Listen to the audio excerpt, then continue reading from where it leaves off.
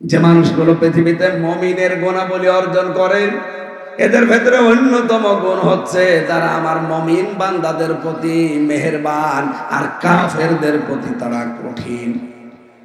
আয়াতের তাফসীর করতে গিয়ে তাফসীরে হাক্কানিতে মুফাসসির সূরা ফাতিহার 29 নম্বর আয়াতটা তিনি নিয়ে এসেছেন, মুহাম্মাদুর রাসূলুল্লাহ ওয়াল্লাযীনা মাআহু আশিদ্দাউ আলাল কুফফারি রুহামাউ বাইনাহুম ইলা আখিরি আয়াত।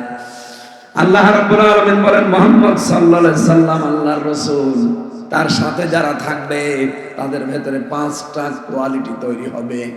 1 নম্বরে আশিদ্দাউ আলাল কুফফার, তারা কাফেরদের প্রতি হবে কঠোর। কাফেরদের যত অনুষ্ঠান আছে সব অনুষ্ঠানের প্রতি মুসলমান যারা দাবি করবে তারা কঠোর হবে। আর 2 দিন পরে একটা অনুষ্ঠান আসতেছে, 14 ফেব্রুয়ারি বিশ্ব বেহায়া দিবস।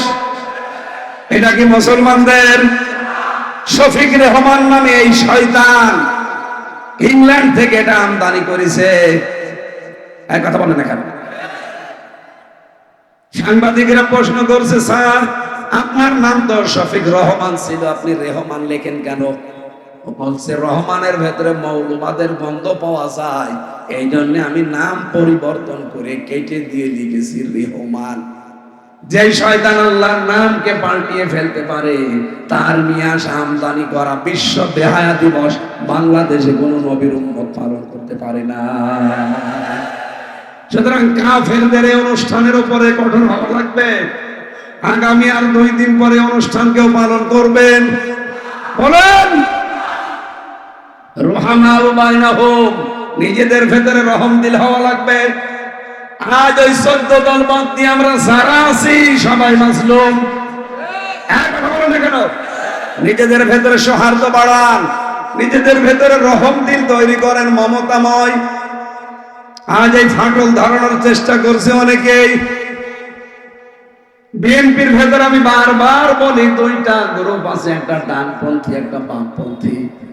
ডানপন্থীটা এখনো ম্যাডাম খালেদা জিয়ার কথায় চলে, আর বাম সেগুলো ওগুলো সব দাদা বাবুদের ফাঁদে পা দিয়েছে। আপনি আবার ধরা খাবেন। এবার যদি ধরা খেয়েছেন না, কিয়ামতের আগে আর দাঁড়াতে পারবেন না। এখানে বাম গুলো আমার মনে হয় এগুলো ক্যান্সার, এগুলোই ক্যান্সার গুলো ছাঁটাই করা দরকার। একটা মাজলুম দল, এরাও কিন্তু আজ 15.5 বছরের জুলুমের শিকার হয়েছে। আমি যে কথা বোঝাতে চাচ্ছি, আমরা যদি মুমিনের কোয়ালিটি অর্জন করতে চাই, বাস্তবতায় অবশ্যই আমাদেরকে কাফের মুশরিকদের প্রতি, তাদের অনুষ্ঠানগুলোর প্রতি কঠোর হওয়া লাগবে, আর নিজেদের প্রতি মায়া মহব্বত ভালোবাসা মমতা বাড়ানো লাগবে। কথা বলে না কেন? আপনি যদি মনে করেন না এদেশে আলেমদের গালি দিলে, কোরআনে কারিমের বিরুদ্ধে কথা বললে মানুষ হয়তো ফিরে যাবে দিন থেকে, কে বলেছে আপনাকে? ওয়াইন তাতাওয়াল্লাউ ইয়াস্তাবদিল কওমান গায়রাকুম সুম্মা লা ইয়াকুনু আমসালাকুম। সূরা মুহাম্মাদের ভেতরে আল্লাহ বলেন, তোমরা যদি ফিরে যাও আল্লাহর দিন থেকে, এমন একটা জাতিকে আমি আল্লাহ ওই জায়গায় বসাবো যারা তোমাদের মতো হবে না। সেই জাতি হিসাবে আল্লাহ যেন আমাদেরকে বেছে নেন, বলেন আমিন। ইসলাম থেকে যারা দূরে সরে যেতে চান যান, আল্লাহর এক চুলো ক্ষতি হবে না।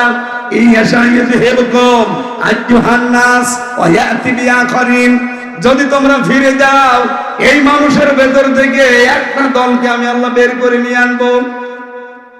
সে ক্ষমতা এখন আল্লাহর নেই। তাদের কোনো ক্ষতি তোমরা করতে পারবা না। আল্লাহু আলা কুল্লি শাইইন কাদির, কারণ সব কিছুর উপরে আসল ক্ষমতা কার? আল্লাহ রাব্বুল আলামিন এখানে একটা উদাহরণ দিয়েছেন আমাদের ঈমানি শক্তি বৃদ্ধি করার জন্য। যদিও ঘটনা বলা আমার উদ্দেশ্য না, আমি একটা ইঙ্গিত দেই। ইল্লা তানফিরু ইউআযযিবকুম আযাবান আলীমা। আজ যদি আমরা এই রাস্তায় বেরিয়ে না আসি, আল্লাহ কঠিন আযাব আমাদের জন্য ব্যবস্থা করবে। রব্বুল আলামিন এর পরবর্তীতে নবীজির ওই হিজরতের কাহিনীটা আমাদেরকে শুনিয়েছেন।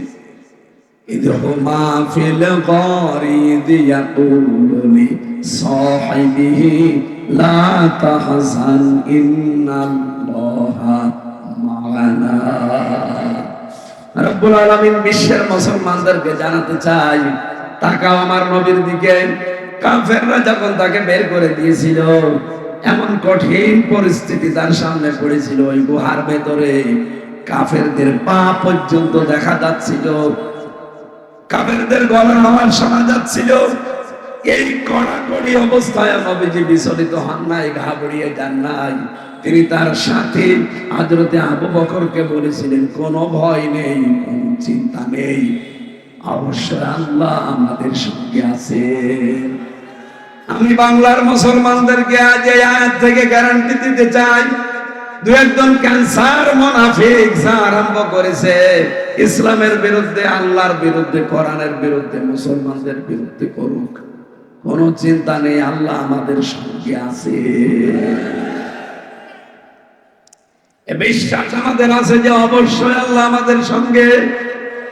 বলেন বলেন, আমাদের সামনে কিছু কাজ বাকি আছে। ইসলামের জন্য যদি আপনি সত্যিই মন দিয়ে রাস্তায় নেমে পড়েন, ইউজাহিদুনা ফি সাবিলিল্লাহি ওয়ালা ইয়াখাফুনা লাওমাতা লাইম। আজ দিনের বিজয় যেহেতু সামনে, প্রচেষ্টা করে যাওয়া লাগবে সাধ্যমতো।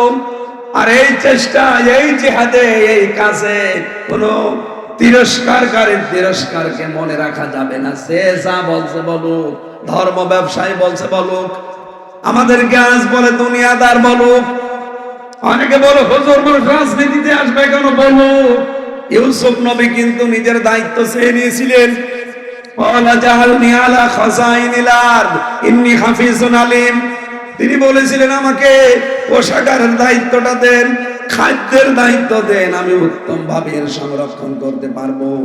বাংলাদেশে আজ বাংলার মানুষেরা যেহেতু ভুল করছেন, সামনে যেহেতু সময় আসছে, যদি চেয়ে নেওয়ার দরকার হয় আলেমদেরকে, আলেমরা চেয়ে নেবে।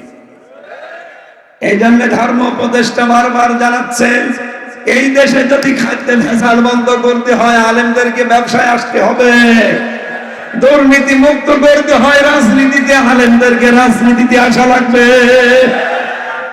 আমরা সংরক্ষণ করতে পারবো। অর্থনীতি যদি সত্যি আপনি সংরক্ষণ করতে চান, এদেশে আল্লাহওয়ালা মানুষ ছাড়া সম্ভব না। আল্লাহওয়ালা মানুষ দিয়ে অর্থনীতি চললে কেমন দেখা যায়, আপনি ইসলামী ব্যাংকের দিকে তাকান। জালেমরা যদিও ৭৫,০০০ কোটি টাকা ব্যাংকটা থেকে মারিং কাটিং করেছে, তারপরও দাঁড়িয়ে আছে। আর আমরা আশা করছি এই ব্যাংকটা আবার দাঁড়িয়ে যাবে। এখানে আল্লাহর এমন এমন নিয়ম নীতি এরা মানে, যদি ১০০ ভাগ মানা সম্ভব না, তারপরেও তারা মানতেছে।